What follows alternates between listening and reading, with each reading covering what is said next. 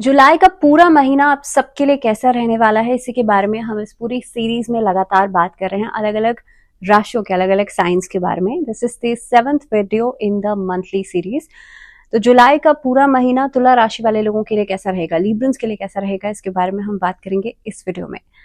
अब क्योंकि जुलाई के महीने में बहुत सारे ट्रांजिट्स ऐसे हैं जो होने वाले हैं, बहुत सारे प्लैनेट्स ऐसे हैं जो अपनी पोजीशन को चेंज करेंगे, और उससे पहले 29 जून को जो शनि है वो रेट्रोग्रेड हो गए हैं, जो कि बहुत इंपॉर्टेंट एक इवेंट है इस पूरे साल का, क्योंकि शनि जो है वो एक स्लो मूविंग प्लैनेट है, और जब भी कोई स्लो मूविंग प्लैनेट अपनी चाल बदलता है तो उसका बहुत ज्यादा इम्पैक्ट हम सबकी लाइफ पर पड़ता है। अब क्योंकि हम बात कर रहे हैं जुलाई के महीने की, which is the very immediate month of June, तो इसीलिए इसका इम्पैक्ट जो है वो ज्यादा दिखेगा। तो सबसे पहले अगर मैं लिब्रंस के लिए 1 जुलाई के चार्ट की बात करूं, बीच बीच में आई विल टेल यू कि कौन कौन सा प्लैनेट किस किस राशि में मूव कर रहा है, लेकिन सबसे पहले चार्ट देखते हैं। तो इस महीने में 1 जुलाई का चार्ट, केतु 12th हाउस में है, बुध जो है आपके लिए दशम भाव में रहेंगे, सूर्य शुक्र का कंजंक्ट है यहाँ पर नवम भाव में, गुरु आपके लिए अष्टम भाव में मूव कर रहे हैं, और मंगल 7th हाउस, केतु के ऑपोजिट राहु जो है वो 6th हाउस में रहेंगे, वहीं पर शनि जो है वो पंचम भाव में मूव करेंगे। अब देखिए, सूर्य शुक्र का कंजंक्ट है यहाँ पर 9th हाउस में, 9th हाउस आपका भाग्य भाव है। शुक्र मूव करेंगे सबसे पहले 7 जुलाई को, आपके 9th हाउस से निकल करके दशम भाव में चले जाएंगे, और उसके बाद जो शुक्र है वो 7 जुलाई के बाद 31 जुलाई को फिर से मूव करेंगे, जो कि आपके एकादश भाव में चले जाएंगे। सेकेंडली एक और यहाँ पर ट्रांजिट होगा जो 12 जुलाई को होगा, मंगल का ट्रांजिट सप्तम भाव से अष्टम भाव में आ जाएंगे 12 जुलाई को, और अष्टम भाव में आकर के गुरु के साथ कंजंक्ट करेंगे। थर्ड जो ट्रांजिट रहेगा, तीसरा गोचर जो रहेगा वो रहेगा बुध का। बुध जो है आपके इस समय पर दशम भाव में है, दशम भाव से एकादश भाव में मूव कर जाएंगे, और सूर्य तो हर महीने ट्रांजिट करते हैं। 16 जुलाई को सूर्य भी 10th हाउस में चले जाएंगे और शुक्र के साथ कंजंक्ट करेंगे। तो ये कुछ प्लैनेटरी पोजीशंस हैं जो रहने वाली हैं। अब सबसे पहले आपका कार्य क्षेत्र देखते हैं। तो देखिए, वर्क प्लेस की अगर मैं बात करूं तो बुध जो है आपके 10th हाउस में बैठे हुए हैं। इस अवधि में कम्युनिकेशन डिपार्टमेंट से बहुत हद तक आपको लाभ होगा। इस महीने की शुरुआत में ही लगभग जो पहला हफ्ता रहेगा या पहले 15 दिन रहेंगे, उसमें आपको कम्युनिकेशन डिपार्टमेंट से या टेक्नोलॉजी से या ट्रैवल, एयर ट्रैवल से जुड़ा हुआ अगर कोई आप काम करते हैं, उसमें काफ़ी हद तक प्रमोशंस या बहुत सारी अपॉर्चुनिटीज़ मिलने के चांसेस हैं। इसके अलावा आप कुछ नए काम कर सकते हैं, कंसल्टेंसी का काम बहुत अच्छा रहेगा, अगर कहीं पर स्पीकर हैं तो वो बहुत अच्छा रहेगा आप लोगों के लिए। तो कुल मिलाकर के कहीं ना कहीं पे इस तरह के काम जो है कार्यक्षेत्र में आपको आगे बढ़ने के कई सारे मौके मिलेंगे, एक्सप्लोर करने के मौके मिलेंगे। एंड स्पेशली कई बार ऐसा होता है कि लोग अपनी एक टेक्निक को या अपनी एक कैलिबर को समझते हैं कि भाई मैं इस दिशा में इस तरह से काम कर सकता हूँ या कर सकती हूँ। इस अवधि में आपको कुछ नया एक्सप्लोर करने का मौका मिलेगा। कई सारी अपॉर्चुनिटीज ऐसी हैं जो आपके सामने आ सकती हैं ड्यूरिंग दिस पीरियड। कार्यक्षेत्र में आपके सीनियर्स के साथ जो तालमेल है वो बहुत अच्छे बन रहे हैं, और खास तौर पर आपके जो उच्च अधिकारी हैं वो आपको प्रेज भी करेंगे, आपको मोटिवेट भी करेंगे, आपकी तारीफ भी करेंगे।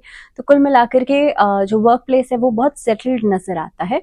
लेकिन जैसे ही आप लोग 15 दिन से आगे मूव करेंगे, वैसे ही आपके फाइनेंसेस में बेहतरी आना शुरू हो जाएगी। यहाँ पर होगा ये कि लगभग आपका जो फर्स्ट हाफ है वो कामकाज के लिहाज से बहुत बढ़िया रहेगा, मेहनत करवाएगा, हार्डवर्क करवाएगा, बहुत विलिंगली आपसे एक डायरेक्शन में आगे बढ़ने को मोटिवेट करेगा। लेकिन उसका सेकंड हाफ जो रहेगा वो पे ऑफ के लिए बहुत अच्छा रहेगा। दैट मीन्स आपने जितना काम किया है, जितनी मेहनत की है, अब आपको रिस्पॉन्सेज मिलने का समय आ जाएगा। सेकेंडली, जब सूर्य दशम भाव में ट्रांजिट करेंगे 16 जुलाई को, तो 16 जुलाई के बाद से आपका सरकारी विभाग बहुत एक्टिव हो जाएगा।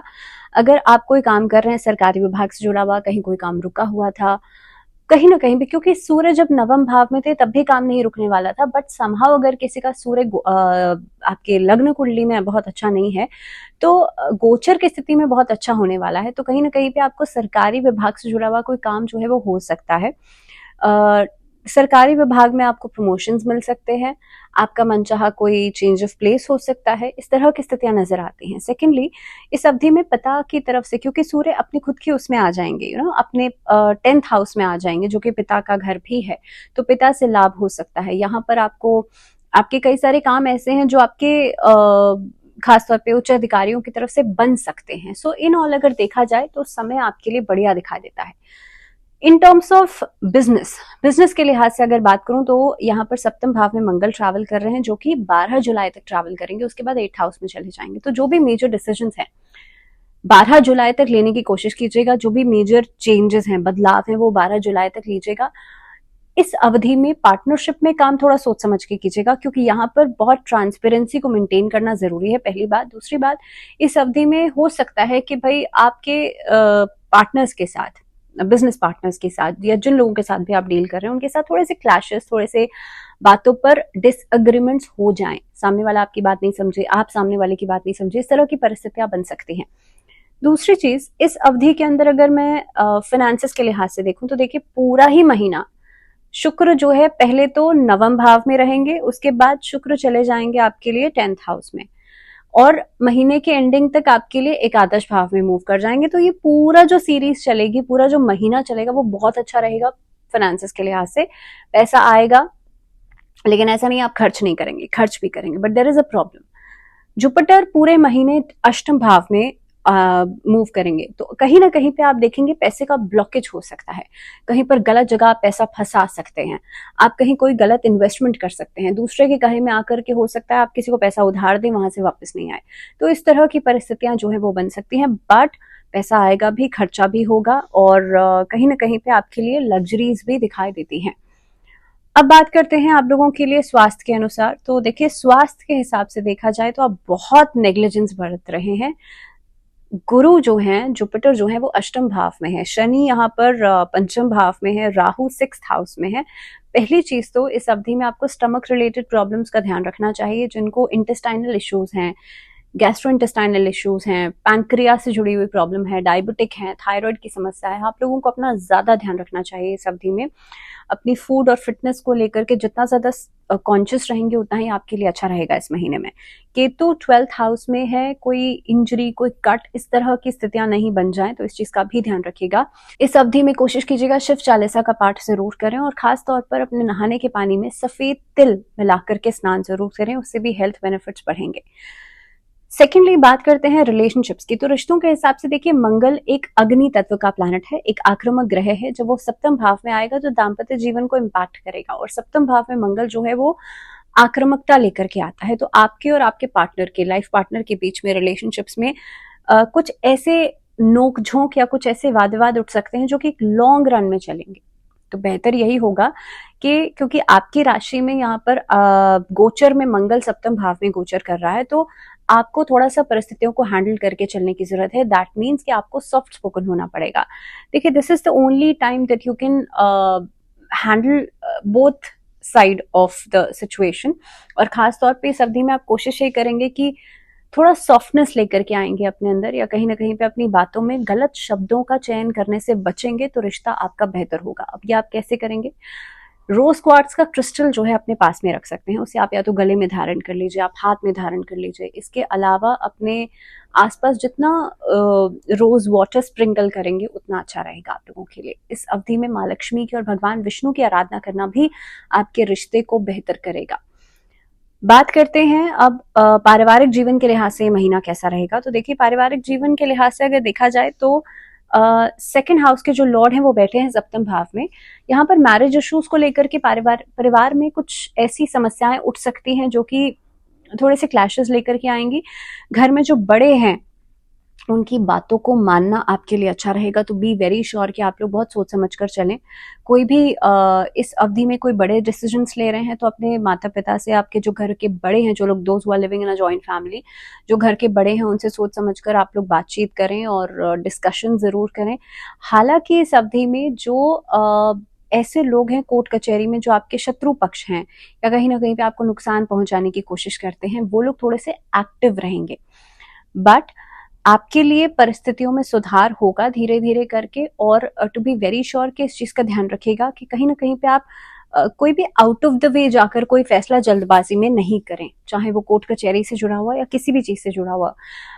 इस अवधि में प्रॉपर्टीज या अलग अलग एसेट्स में इन्वेस्ट करना आपके लिए अच्छा रहेगा। और खास तौर पर अगर आप गैम्बलिंग या ऐसी चीज़ों में दिलचस्पी रखते हैं, शेयर मार्केट या फिर ऐसे रिस्क लेकर के कोई पैसा लगाते हैं, उस चीज़ में थोड़ा सा केयरफुल रहिएगा।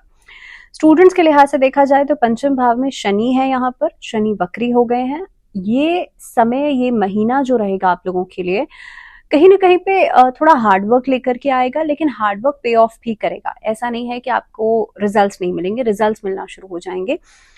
स्टूडेंट्स के लिए महीना पूरा ही मेहनत आप लोग करेंगे और मेहनत का आउटपुट भी मिलेगा, लेकिन सही दिशा में आप मेहनत कर रहे हैं, इस चीज को श्योर कर लेना बहुत ज्यादा जरूरी है। तो कहीं ना कहीं पे इस चीज का ध्यान रखिएगा कि आप मेहनत को चैनलाइज जरूर करें। ऐसा नहीं है कि अभी इस दिशा में, अभी उस दिशा में, अभी इधर, हर जगह आप हाथ पैर मार रहे हैं। You have to be sure कि कहाँ आपको क्या काम करना है और आपका इंटरेस्ट कहाँ लाई करता है, क्योंकि ऐसी बहुत सारी चीजें हो सकती हैं कि आपके पेरेंट्स, आपके रिलेटिव्स, इधर उधर के लोग आपको किसी काम के लिए कह रहे हैं, आपको किसी मे भी किसी कोर्स के लिए उन्होंने आपसे कहा और आप उसी दिशा में आगे बढ़ गए। हालांकि ये अवधि जो बच्चे आर्ट में, कला में इंटरेस्टेड हैं, उनके लिए बहुत अच्छी हो सकती है। उनके लिए बहुत अच्छे प्लेटफॉर्म्स उनको मिलते हुए नजर आएंगे, because this is the month जिसमें कि शुक्र की पोजीशन बहुत अच्छी है। शुक्र सबसे पहले नवम भाव में है, उसके बाद 10th हाउस में, देन 11th हाउस में मूव कर जाएंगे। तो ये पूरा महीना, पूरा स्ट्रेच जो है वो बहुत अच्छा रहने वाला है। हाँ, स्पोर्ट्स में जो बच्चे दिलचस्पी रखते हैं उनके लिए बहुत कुछ अच्छा नहीं, लेकिन कहीं ना कहीं पे आप लोग कोशिश ये कीजिएगा कि चोट आदि लगने से बचे, क्योंकि मंगल 8th हाउस में मूव कर जाएंगे 12 जुलाई के बाद। तो थोड़ा सा केयरफुल रहने की जरूरत है। इसके लिए आप कोशिश करें मंगलवार और शनिवार सुंदरकांड का पाठ जरूर करें। हनुमान जी के समक्ष एक चमेली के तेल का दीपक जरूर जलाएं, और जो पुरुष हैं वो हनुमान जी को चोला जरूर चढ़ाएं। इसके अलावा क्या रेमेडीज ऐसी हैं जो आप लोग कर सकते हैं इस महीने के अंदर? आप लोग लक्ष्मी चालीसा का पाठ जरूर करें। इस महीने के अंदर लक्ष्मी जी को पंचमेवे की खीर का भोग जरूर लगाएं शुक्रवार के दिन। साथ ही साथ में आप कोशिश करें, सेहत के लिहाज से अगर बात करूं तो जैसे मैंने पहले भी कहा था कि सेहत में थोड़े से अप्स एंड डाउन्स आ सकते हैं, तो नियमित रूप से ओम का चांट जरूर करना चाहिए। इसी के साथ इस वीडियो में फिलहाल इतना ही। अगले वीडियो में हम बात करेंगे स्कॉर्पियो यानी कि वृश्चिक राशि वाले लोगों के लिए कैसा रहेगा महीना। बट टिल देन ध्यान रखिए अपना, एंड स्टे ट्यून्ड। नमस्कार।